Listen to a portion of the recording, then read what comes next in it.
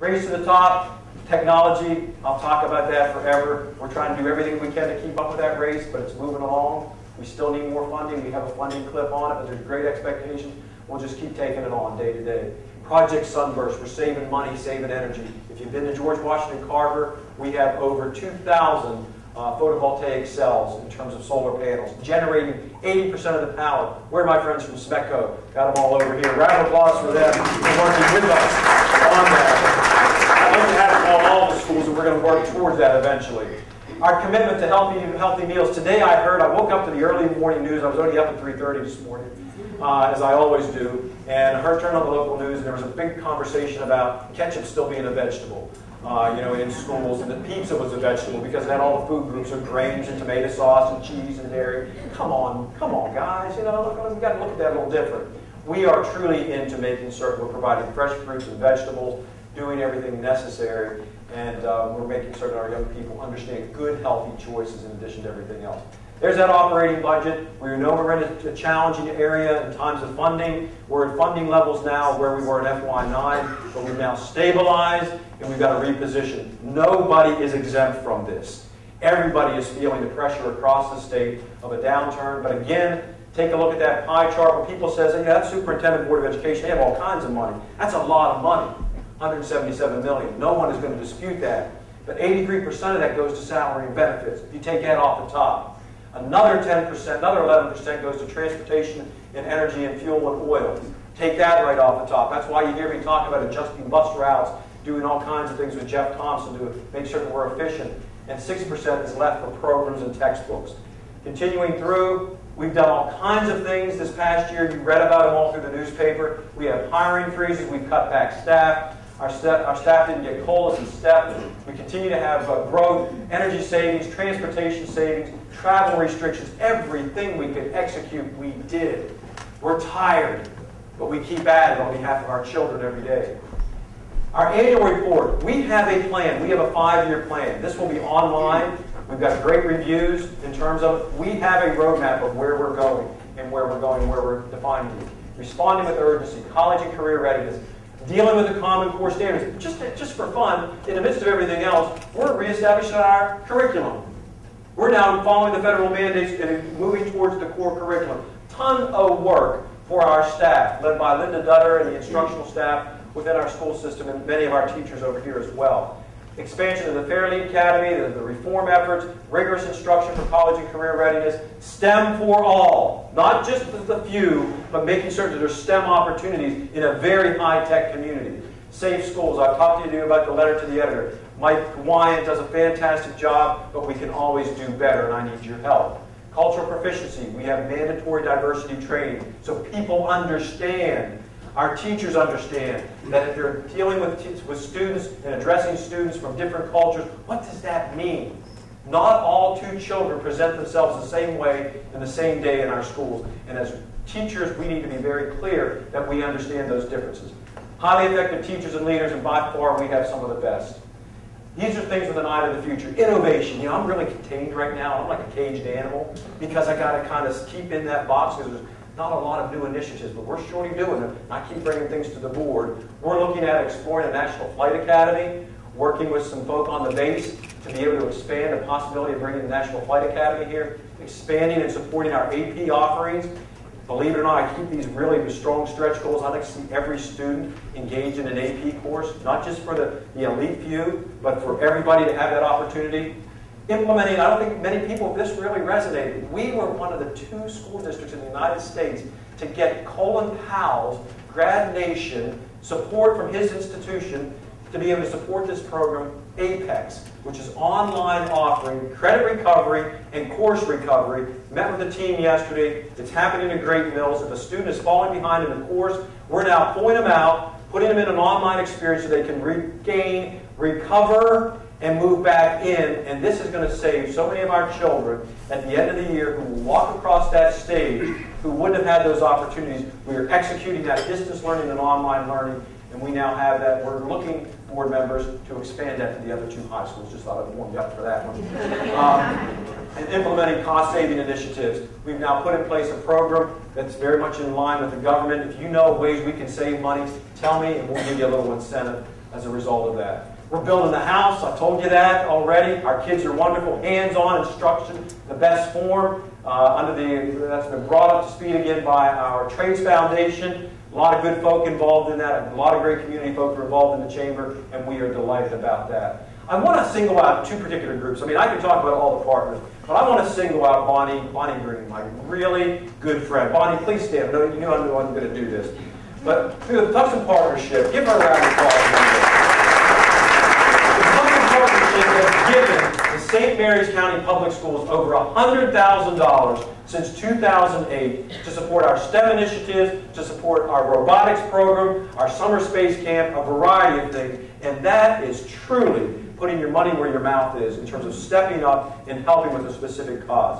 I also want to highlight St. Mary's College. Dr. President Ergo is not here in Lois Stover, and we have a very solid relationship with them in their educational department.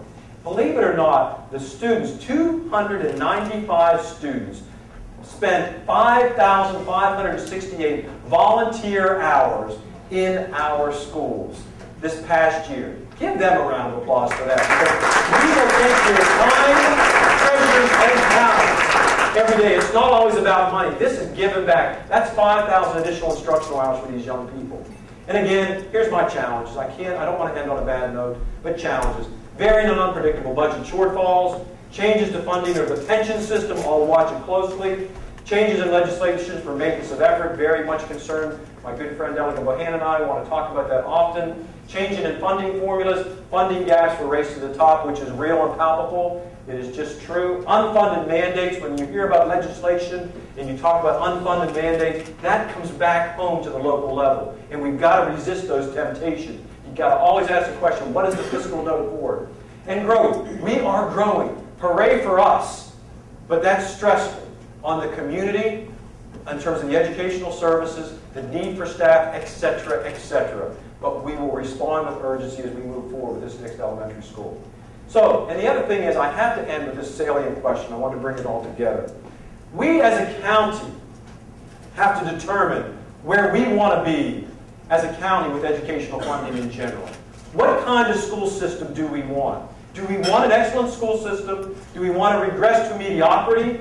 Or do we want to then look at some of the other school systems that I've been a part of that have fallen apart right in front of us if we don't continue to keep our hand on the throttle and move the school system forward? Quality school systems require money that is targeted and funded in an efficient way. And we just need to continue with my partners to my left, the Board of County Commissioners, with the state level funding, with the Board of Education to determine where will we be? Where are we? That's not any kind of negative prognosticating. It's we've got to maintain what we've got. Because ladies and gentlemen, let me tell you with all true honesty, the St. Mary's County Public School System is absolutely phenomenal.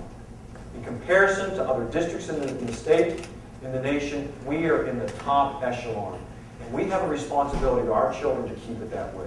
So as I end today with you, I bring you back to your bookmark. Geese, lessons from geese. The first one is people who share a common direction and sense of community can get where they're going quicker and easier because they're traveling on the thrust of one another. So when you see those geese in formation, they're all building off that power. So we are going to be stronger as we're together. And this is how my days started a few weeks ago. See, I have the best job in the county. I get to talk to young people. When adults frustrate me, I just go down to the kindergarten class. I do that all the adults. They lift me up every day. I talk to our teachers who are just so giving every day because they care about young people. No, you can't see that too well. This is my pre-K class at Diner Elementary. And they sent me this picture. They were all in V formation. They have their wings flapping, and the email sent from their 2 teachers. You can be sure that the pre-Kers at Diner Elementary are soaring to higher levels of learning. Now, does it get any better than that? Ladies and gentlemen, I am so proud to be your superintendent, to lead this wonderful school system that we call St. Mary's County Public Schools. On behalf of the Board of Education, I'm delighted to deliver you the State of the School System address for this year and state that we are stabilized and strong. Thank you very much.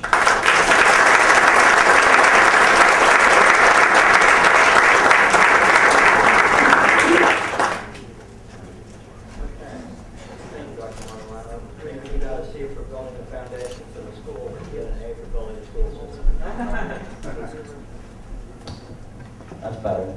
Everybody hear me? Okay, I've got 5 questions from our audience for Dr. Martirano. Have it. Here's the first one. Last year, you commented on adjusting the school year for more instructional time. Is that still being considered? Yeah, I'm a proponent of a year-round school, I will tell you that. I'm a proponent of year-round school. I'm a proponent of a longer day. But the reality of it is that it has some fiscal implications. It changes societal ways in which we're doing. I'm looking heavily at the model that we have in place as a charter school because all this is predicated on the understanding that students regress over the summer. And our children from poverty have a tendency to regress even further. So in a time when we got to start looking at differentiated funding and differentiated offerings, our students who have the greatest need are going to benefit tremendously from a longer school year and a longer school day. And it's supported by the literature, and so I'm very focused on that, but again, it's one of those issues right now that is still being examined, but will not be implemented in the near future. Thank you. The next question, what percentage of funding will the state provide for the proposed new schools?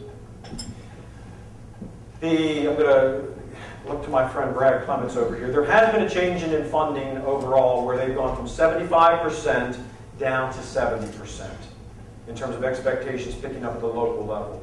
So we have been very collaborative working with our Board of County Commissioners to develop our 5-year capital improvement project budget to make certain we have the cash flow necessary to advance the projects that we can, that we've advanced, that we're going to take forward to the Board of Public Works for appeal, and that we're working with the county commissioners in terms of local funding, and then being very, very collaborative with the state funding as well to make certain both the state and the locals are not feeling the extra burden and stress as we advance this. But they have changed the funding formula down from the commitment of 75% down to 70%. So that's what we're looking for. Thank you. Next question. What is the root cause of the significant decline in math scores from grades 3 through 8, and what is being done to address this? Was there significant decline? Well, I think there was a significant increase. Of it. We're not noticing a significant decrease. There was actually a significant increase in it. If you take a look at just our 8th grade, where we were 5 years ago at 50%, we're now at 80%. And we now have a very unified math program that builds what we call in the business vertical connections, that when we look at just grade level specific, one grade level needs to build on the next. And so all of our metrics across the board are showing great gain. And particularly if you take a look at our annual report, make sure you're reading that properly, that our SAT scores are at an all-time high, our participation rate is an all-time high, and we're building further in that one. So, thank you. Knowing that St. Mary's County will build 1 or 2 schools on the Hayden property, is the Board of Education and/or the Board of County Commissioners looking into getting a school site in the California or Charlotte Hall areas? Oh, good question. This is something we live every day, and the importance of it we do. The next thing on the docket for us will be the building of the second elementary school. There will be great conversation occurring here with Board of County Commissioners, because at the same time as we're building that elementary school, we will have what is defined as recurring costs. We need staff to build that, to open that school. So we've got to have that conversation.